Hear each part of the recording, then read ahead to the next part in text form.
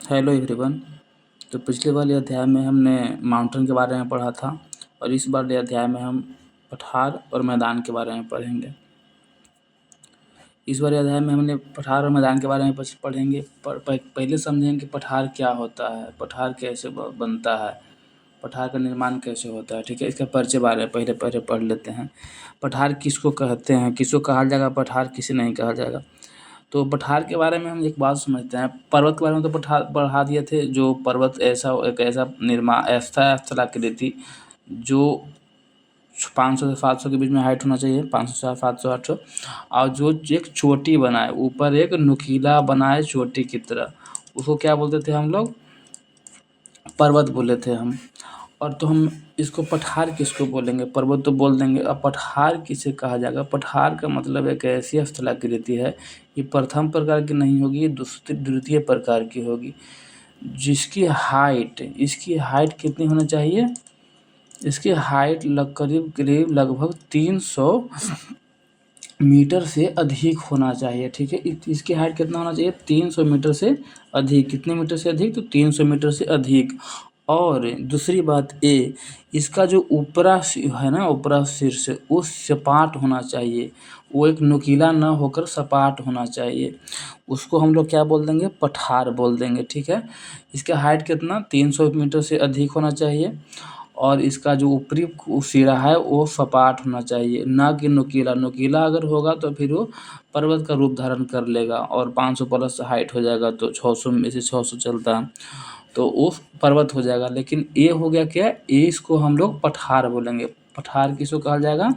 जिसकी हाइट 300 से ऊपरी हो और जो उसका ऊपरी सिरा सपाट हो, नुकीला न हो, सपाट की तरह हो। और पठार में एक और ख़ासियत क्या है कि इसमें खनिज का भंडार है। इसमें खनिज बहुत ज़्यादा, बहुतायत मात्रा में पाया जाता है।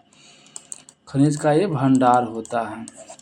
जहाँ जहाँ पठार होंगे ना, वहाँ पे खनिज का भंडार होंगे, खनिज वहाँ पे बहुत सारे उपस्थित होंगे। अब हम पठार के भी कुछ प्रकार हैं, निर्माण के आधार पर हम बता रहे हैं। ऐसा नहीं कि प्रकार जो पढ़ाएंगे ना वो निर्माण के आधार पर पढ़ा रहे हैं, ऐसे बहुत माने बना सकते हैं पठार, लेकिन हम निर्माण के आधार पर हम बता दे रहे हैं कि कैसा कैसा है पठार।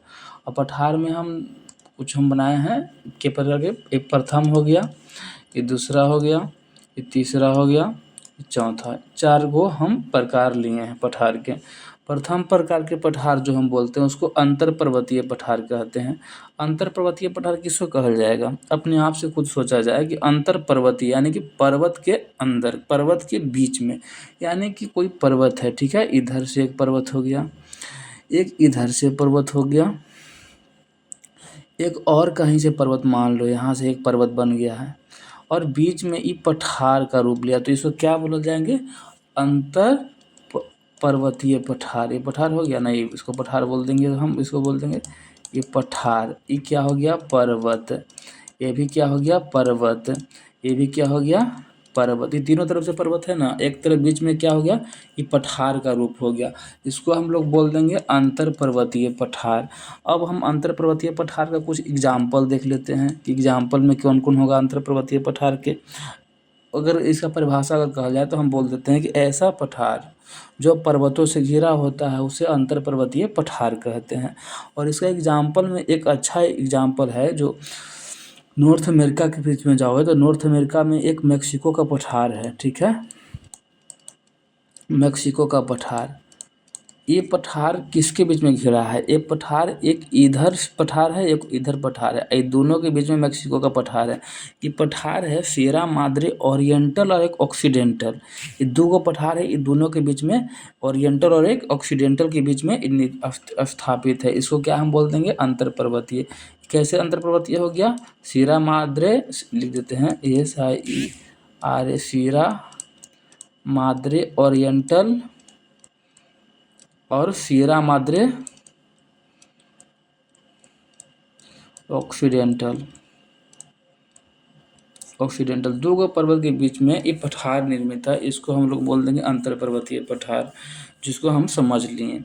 अब दूसरा हम लोग में आते हैं लावा का पठार। लावा का पठार बात से ही पता चल रहा है ये लावा से निर्माण हुआ होगा। यानी कि लावा का पठार कब निर्माण होगा? जब हम ज्वालामुखी कोई आएगा, ठीक है। कोई ज्वालामुखी इधर से आया, मैग्मा चेंबर से ज्वालामुखी विस्फोट हुआ, और एक ज्वालामुखी के लावा ऊपर पृथ्वी पर सतह पे आया और ये ठंडा होने लगा। ठंडा होके जो पठार का निर्माण कर देगा उसको हम लोग क्या बोल देंगे, ज्वालामुखी का पठार या फिर लावा का पठार। ठीक है। अब लावा के पठार हम देख लें तो हमारे भारत के एग्जाम्पल में देखा जाए तो हमारा भारत का ही है, दक्कन का पठार है, दक्कन प्लेटू, जिसको हम लोग क्या बोलते हैं, ज्वालामुखी का पठार, दक्कन का पठार, ज्वालामुखी का पठार हो गया। ज्वालामुखी के पठार में कुछ खास समझने की बात नहीं है। अब एकरा में दो चीज़ और समझ आ जाएगा कि ज्वालामुखी के पठार में लावा है ना, ये लावा किसको कहते हैं, पिछला बार बताए थे हम कि लावा और मैग्मा में अंतर है। मैग्मा किसको कहते हैं, जो पृथ्वी के अंदर जो है, और ऊपर जब आ गया ना तो उसको हम लोग लावा बोल देंगे। ठीक है। अब यहाँ पे क्या होता है, अब इसके बाद हम क्या पढ़ेंगे, हम पर्वत पदीय पठार। चलो हम लावा अगर बोल रहे हैं तो हम एक अम्लीय और एक क्षारीय लावा, दो प्रकार हम पढ़ लेते हैं। तो लावा अम्लीय मान लो अम्लीय, एक क्या हो गया, क्षारीय। क्षारीय में किसको, इसमें सिलिका की मात्रा है ना कम रहेगा, इसमें सिलिका की मात्रा ज़्यादा रहेगा। वो अम्लीय लावा सिलिका की मात्रा ज़्यादा, क्षारीय लावा जिसमें सिलिका की मात्रा कम होगा। ठीक है। अब पर्वत पदीय पठार। पर्वत पदीय पठार का मतलब क्या हुआ कि पर्वत के पद पे यानी कि उसके बगल में, उसके निचला सिरा पे एक पठार का निर्माण हुआ होगा। एक ऐसा पठार जो पर्वतों के आधार पर उपस्थित हो।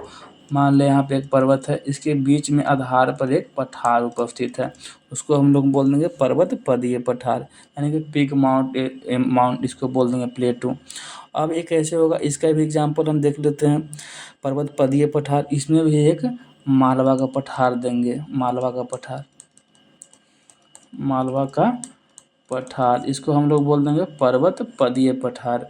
मालवा का पठार पर्वत पदीय पठार क्यों है, क्योंकि अरावली के बगल में ही है, पर्वत के बगल में, पर्वत के पद पे है मालवा का पठार। मालवा ये सब बोलते हैं ना कि कोई भी पठार है जो खनिज के लिए भंडार है, तो ये मालवा का पठार है। ये सूती वस्त्र के लिए इंदौर, इसमें एक जगह है मालवा का पठार के पास जाओगे तो इंदौर है, इंदौर सूती वस्त्र के लिए फेमस है। ठीक है। मालवा का पठार हो गया पर्वत पदीय पठार में। अब तटीय पठार, तटीय पठार किसको बोल देंगे, जो तट पे निर्मित होगा उसको तटीय पठार कहेंगे। अब तट पे किसके, नदी के तट पे या फिर सागर के तट पे, किसी के भी तट पर होना चाहिए। और तटीय पठार जो है एक ऐसा पठार जो इस पे कुछ भी आएगा, मान लो एक नदी है यहाँ से बह रही है, बगल में एक पठार का निर्माण हो गया जिसका हाइट 300 है, ऊपर सपाट होना चाहिए, पठार है।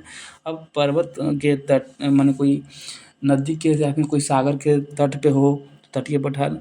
एक ऐसा पठार जो तटीय क्षेत्र में उपस्थित होता है उसको तटीय पठार कहेंगे। इस पे सागरीय तरंग भी आ सकता है, आया कि नहीं, अगर मान लीजिए सागर जा रहा है इसका भी प्रभाव इस पर दिखने को मिलेगा। जैसे गुजरात के कच्छ के चल जाओ या फिर काठियावाड़ के उपस्थित कुछ पठार है, इसका एग्जाम्पल ही देते हैं, गुजरात के कच्छ या काठियावाड़ का पठार, ये सब क्या है, तटीय पठार हैं। पठार के हम देख लिए। अब हम देखेंगे यहाँ पे कि पठार के बाद क्या हुआ, तो एक और इस पे है, नहीं है, महाद्वीपीय पठार नहीं लिखे हैं। ठीक, महाद्वीपीय पठार एक हम आगे बनाते हैं, महाद्वीपीय पठार,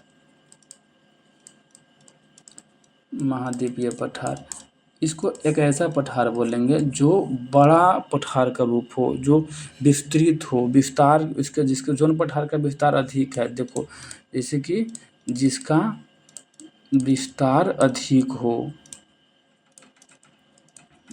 हो उसको क्या बोलेंगे हम, महाद्वीपीय पठार। जो एक महाद्वीप के रूप हो, महाद्वीप की तरह दिखाई दे, बहुत बड़ा जिसका विस्तार हो, महाद्वीपीय पठार कहा जाएगा। महाद्वीप किसको, जो सबसे बड़ा स्थलाकृति है उसको महाद्वीप बोलेंगे हम।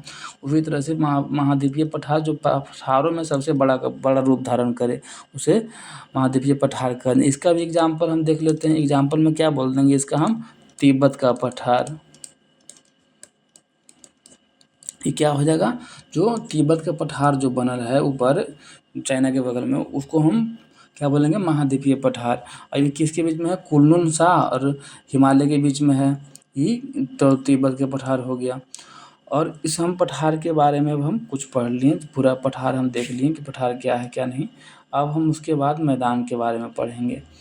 मैदान के बारे में हाँ लिखल है, मैदान किसे कहते हैं, मैदान किसको समझल जाएगा, मैदान क्या है। तो मैदान के बारे में हम एक छोटा सा इंट्रोडक्शन अगर हम लेते हैं तो पृथ्वी के सतह पर उपस्थित एक समतल स्थलाकृति, यानी कि कोई पृथ्वी है, पृथ्वी मान लो एक सतह है, सतह पर एक समतल स्थलाकृति को हम लोग क्या बोल देंगे, मैदान बोल देंगे। ये समतल स्थलाकृति है, उसको हम लोग क्या बोल देंगे, मैदान। मैदान का निर्माण अगर देखा जाए तो मैदान और कोई उपाय, अब इससे पहले मैदान के बारे में समझो एक बात कि मैदान कैसे निर्माण होगा, निर्माण की प्रक्रिया के हिसाब से अगर सोचे मैदान कैसे बनेगा। मैदान कुछ उपाय से अपने अगर सोचल जाए तो मैदान उत्थान से भी बन सकता है, मैदान कोई पहाड़ को काट के साथ जमा करके भी बन सकता है मैदान, या फिर कोई खाड़ी है इसमें अवसाद गिरला के बाद भी इसको बराबर कर देगा तो मैदान बन जाएगा। यानी कि एक समतल होना चाहिए बात, चाहे वो बाह्य बल से हो या फिर आंतरिक बल से हो, दोनों में से कोई बल से अगर बनेगा तो मैदान का निर्माण हो सकता है। हम अब मैदान के हम प्रकार, मैदान तो समझ लिए कि मैदान किसे कहा जाएगा, जो एक समतल प्लेन का रूप धारण कर ले उसको हम लोग मैदान बोल देंगे। जो समतल स्थलाकृति हो, यानी कि इसको हम बोल देते हैं समतल स्थलाकृति, उसको हम लोग क्या बोल देंगे, मैदान बोल देंगे। मैदान के प्रकार में हम देख लेते हैं मैदान के प्रकार कैसे कैसे हैं। तो मैदान के हम लोग संरचना या फिर ये भी निर्माण ही के आधार पर हम बोलते हैं। तो मैदान हम लोग तीन पर, और कहीं मिलेगा मैदान बहुत प्रकार के, तो वो सब इसी में आ जाएगा। वो मैदान उत्पत्ति के आधार पर हम बता दे रहे हैं उत्पत्ति की कैसा कैसा है। अब मैदान में हम लोग तीन प्रकार से हम पढ़ लेंगे, संरचनात्मक मैदान, अपर्दनात्मक मैदान और निक्षेपणात्मक मैदान। अब तीनों के समझते हैं कि संरचनात्मक मैदान किसको कहेंगे। संरचनात्मक के बाद में एक समझ में आ रहा है कि संरचना हुआ हो, जिसका निर्माण हुआ हो, और निर्माण किससे हुआ हो, यानी आंतरिक बल से हो। आंतरिक बल किसको कहेंगे, जो हमारे पृथ्वी के अंदर घटित हो, बाहरी घटित नहीं हो, अंदर घटित हो, आंतरिक क्रिया हो, उसे आंतरिक बल बोलेंगे हम। वह एक ऐसा मैदान जिसका निर्माण उत्थान की प्रक्रिया से हुआ हो, यानी कि मान लो एक पृथ्वी के कोई प्लेट है और ये प्लेट का उत्थान हुआ, कोई प्लेट अगर एक बगल में प्लेट है, इस प्लेट का उत्थान हुआ, उत्थान से जो मैदान का निर्माण हुआ, बहुत सारा उत्थान हो गया यहाँ से यहाँ तक, ये पूरा प्लेन का निर्माण हो गया। निर्माण इसको क्या बोलेंगे हम, संरचनात्मक मैदान बोलेंगे, यानी उत्थान के फलस्वरूप जो मैदान का निर्माण हो। इसका भी उदाहरण हम देख लेते हैं और समझ में आ गया ना, इसमें कोई डाउट नहीं है। संरचनात्मक मैदान जो उत्थान से बनेगा, संरचनात्मक उत्थान माने कि पृथ्वी की सतह से प्लेट कोई उठकर एक मैदान का रूप धारण कर ले। जैसे मान लो एक चाहे तो समुद्र में चले जाते हैं, समुद्र के बीच में अगर कोई प्लेट है वो ऊपर की ओर उठ जाए तो एक मैदान का रूप धारण कर लेगा प्लेन बन के। तो इसको हम लोग क्या बोल देंगे, संरचनात्मक मैदान बोल देंगे, जो संरचना के रूप से बना है, चारों तरफ पानी भी रहेगा। या फिर कोई पृथ्वी के कोई खाड़ी है, कोई घाटी है, वो अगर उत्थान हो गया, चाहे फिर यहाँ पे पृथ्वी है, ये एक स्थल है, यहाँ से एक जल का बहाव है, अगर इसमें कोई उत्थान हो जाता है आंतरिक बल के फलस्वरूप, तो ये पानी तो यहाँ से हट जाएगा ना, पानी यहाँ से हट जाएगा उत्थान होने पर, एक इसका सतह बाहर आ जाएगा, तो ये मैदान का रूप धारण कर लेगा कि नहीं। तो इसको हम लोग क्या बोल देंगे, संरचनात्मक मैदान बोल देंगे। इसका एग्जाम्पल में हम देखते हैं, एग्जाम्पल में हम इसको में बोल देंगे कि हम यूएसए का ग्रेट प्लेन है, एक ग्रेट प्लेन है ऑफ यूएसए, ये एक ऐसा है संरचनात्मक मैदान है। ठीक है, गूगल पे सर्च मारना ग्रेट प्लेन ऑफ यूएसए आ जाएगा। संरचनात्मक मैदान कैसा है, वो मैदान किस तरह से नजर आ रहा है, वो सब संरचना की उत्थान की ही फलस्वरूप निर्माण हुआ है। अब अपर्दनात्मक मैदान, ये हमारे बाह्य क्रिया से निर्माण होंगे। कैसे होंगे, जो बाह्य बल के फलस्वरूप होता है, यानी कि कैसे बाह्य फल मतलब कैसे, कोई पर्वत है मान लो, या फिर कोई पर्वत मान लो, ये पर्वत पे पानी पड़ेगा, हवा भी चलेगा, या फिर कोई जानवर भी इसमें जाएंगे, कुछ टेम्परेचर हाई होने से टूटने का, पहाड़ टूटेगा, पर्वत टूटेगा, और टूटने के फलस्वरूप ये सब कहाँ जाएगा, इसके पद पे निर्माण होगा, इस पर पद पे जाके बैठेगा। इसको हम लोग क्या बोल देंगे, मैदान बोलेंगे ना, यानी कि अपर्दन हुआ है, किसी चीज़ का कटाव हुआ है, कोई पहाड़ है, चाहे कोई छोटे ही पहाड़ है, कोई पठार के रूप हो और ये ऊपर से और कट रहा है, हर बार कट रहा है, कोई जानवर से, कभी आदमी जा रहा है, खनन हो रहा है, कुछ पहाड़ से काट के पत्थर हटाए जा रहे हैं, तो एक मैदान का रूप धारण कर रहा है एक समय में, धीरे धीरे ही सही, लेकिन एक समय पे पूरा काटने के बाद एक मैदान का रूप धारण कर लेगा। इसको हम लोग क्या करें, यानी अपर्दन किए, तो अपर्दन के फलस्वरूप क्या निर्माण होगा, अपर्दनात्मक मैदान निर्माण होगा। इसका भी हम एग्जाम्पल देख लेते हैं, एग्जाम्पल एकदम सामने हमारे जो भी हाल ही में हो गया है, जो अरावली का विचार हुआ है, अरावली की कटाव नहीं करना चाहिए। अरावली क्या है, तो ये अरावली का जो आसपास का क्षेत्र है ना, उसको हम लोग क्या बोल देंगे, आसपास के क्षेत्र का मैदान, ये आखिर ये उसी अरावलीय का हिस्सा नहीं होगा, ये वाला जो मैदान बनेगा अरावलीय का हिस्सा नहीं होगा, तो यह अपर्दन से ही बना होगा।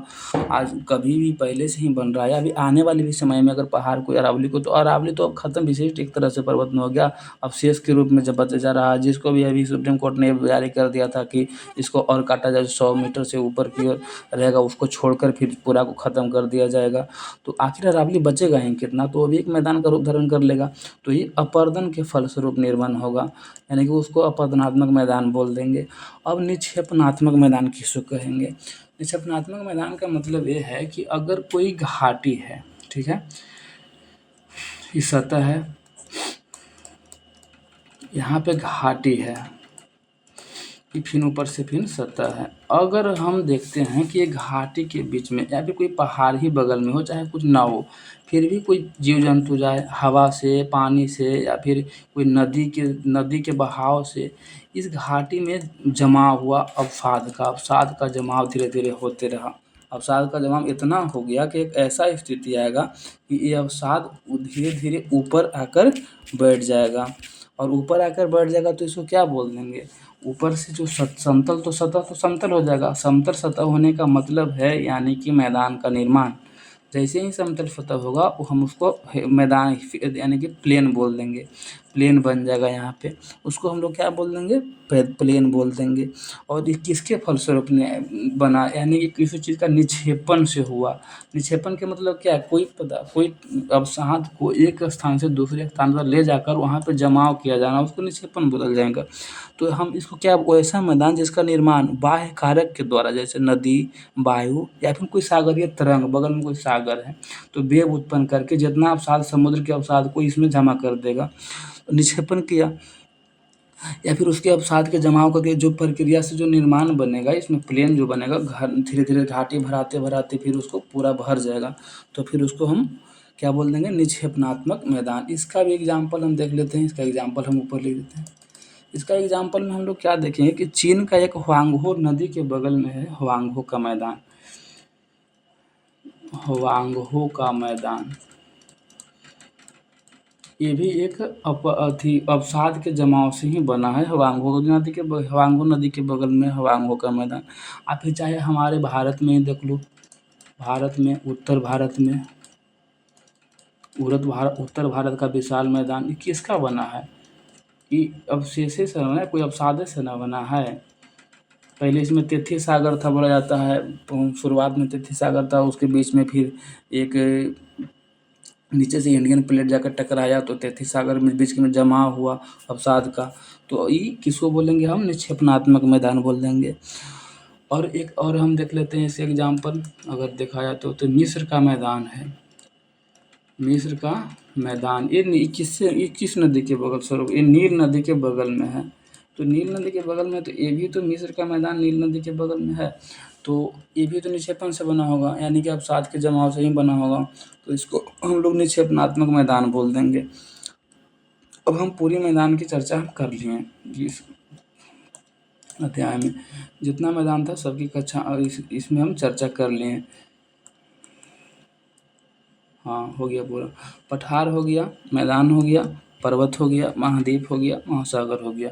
जियोमॉर्फोलॉजी में अब हम कितना बचा हमको, जियोमॉर्फोलॉजी में पर्वत कंप्लीट हो गया, पठार कंप्लीट हो गया, मैदान कंप्लीट हो गया, और महाद्वीप कंप्लीट हो गया, अभी सिंपल इंट्रोडक्शन, और महासागर, कंप्लीट हो गया। इसमें अभी कंप्लीट पूरी तरह से नहीं, सब इसका डिफिनेशन बताया गया है बस। महासागर में चलेंगे तो ओशियनिक करंट ड्रिफ्ट थ्योरी भी बताएंगे इसमें, महाद्वीप के बारे में तो और महाद्वीप के बारे में जानकारी प्राप्त करेंगे मैदान। अब उसके बाद हम नेक्स्ट वाली जो वीडियो बन रहेगा वो इंटरनल स्ट्रक्चर ऑफ अर्थ, यानी कि पृथ्वी की आंतरिक संरचना के बारे में रहेगा। पृथ्वी की आंतरिक संरचना, तो इसमें क्या क्या अध्ययन करेंगे, इसके संरचना के बारे में हम जो भी अध्ययन करेंगे वो हम इसमें जो आने वाली वीडियो में नेक्स्ट वीडियो में हम उसके पहले एक चार्ट बनाएंगे। क्या क्या, जैसे जिस तरह से इसको बनाए थे चार्ट बनाना, क्या अध्ययन करेंगे इसमें हम इसमें सब कुछ का हम अध्ययन कर लेंगे। वेव की तरह में एल हो गया, जैसे फिर चाहे एस तरंगे या फिर पी तरंगे, एल तरंगे, सबके तरंगे के बारे में अध्ययन करेंगे। कौन तरंगे सतही तरंगे होते हैं, कौन भूगर्भिक होंगे, कोई सतह हो गया, कोई भूगर्भ भूमि के अंदर की ओर चलने वाली तरंगे, इस सब के बारे में हम अध्ययन करेंगे अच्छी तरह से। और पृथ्वी के अंदर क्या क्या है, क्रस्ट, मेंटल कोर, कोर में क्या होता है, मेंटल में क्या होता है, ज्वालामुखी कहाँ से आता है, पृथ्वी के किस पार्ट से ज्वालामुखी के बाद लावा उत्पन्न होते हैं, इस सब के बारे में हम यहाँ पे कल हम आने वाली वीडियो में अध्ययन करेंगे। क्रस्ट किसको बोलेंगे, क्रस्ट का घनत्व कितना होता है, अंदर इतना लास्ट में कोर में ठोस पदार्थ है, इतना टेम्परेचर होने के बाद भी आखिर क्यों है, इस सब के बारे में अध्ययन करेंगे। क्या इतना ज़्यादा टेम्परेचर होना फिर भी इसका अंदर में ठोस है, सॉलिड है, आखिर क्यों। आने वाली वीडियो का वेट करें। जय हिंद, आप सभी को